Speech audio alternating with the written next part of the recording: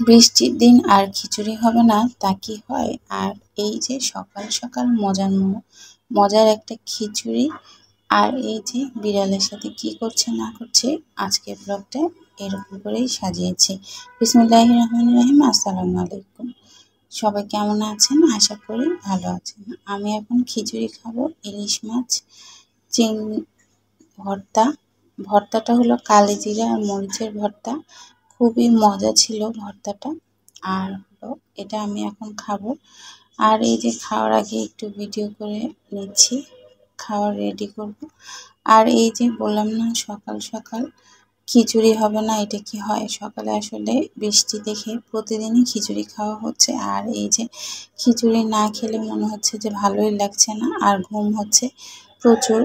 তো আসলে আপনাদের কেমন মনে হচ্ছে একটু বলবেন কমেন্টে।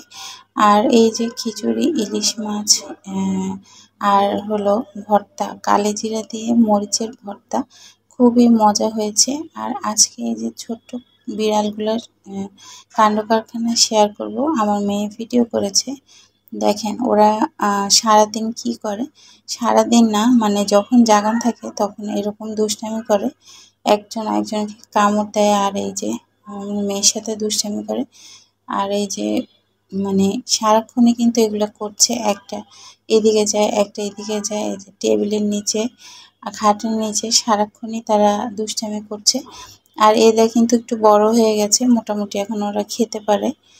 তো আমি সবগুলো বিড়াল রাখবো না, কাউকে দিয়ে দিব, দেখি কে কে খুঁজে। আর ওই যে বারান্দায় তারা খাওয়া দাওয়া করছে। রীতিমতো ঘরের অবস্থা খারাপ, মানে ঘরের তো দৌড়াদৌড়ি যা ইচ্ছা তাই করছে। আর বারান্দার মধ্যে আমি ওদেরকে খাওয়া দাওয়ার ব্যবস্থা করেছি, কারণ ঘরের ভিতরে তো খেতে দিলে আর পাঁচটা বিড়াল খাওয়া শুরু করলে সব খাওয়া দাওয়া নিচে ফেলে দিবে। এই জন্য ওদেরকে একটু বারান্দায় রেখেছি। আর এই যে দুষ্টামি দেখেন, এর 1 হাত পরিমাণ লম্বা হয়েছে এগুলা, সবগুলা কিন্তু একই সাইজ। আর হলো এই যে সারাক্ষণই এরকম করতে থাকে, ধরবে, কামড় দিবে, আর আদর করবে, আমার পায়ে ধরে ধরে আদর করে। আর ওদেরকে খাওয়া দাওয়ার সময়, মানে আমি যখন খাওয়া নিয়ে আসি সবগুলা পিছনে পিছনে হয়ে খাওয়া খেতে আসে।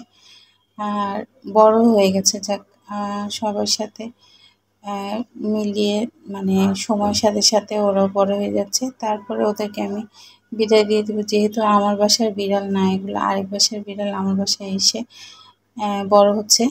তো আমি ওদের জিনিস ওদেরকে বুঝিয়ে দিতে হবে অবশ্যই, না হলে তো এটা খারাপ দেখা যায়।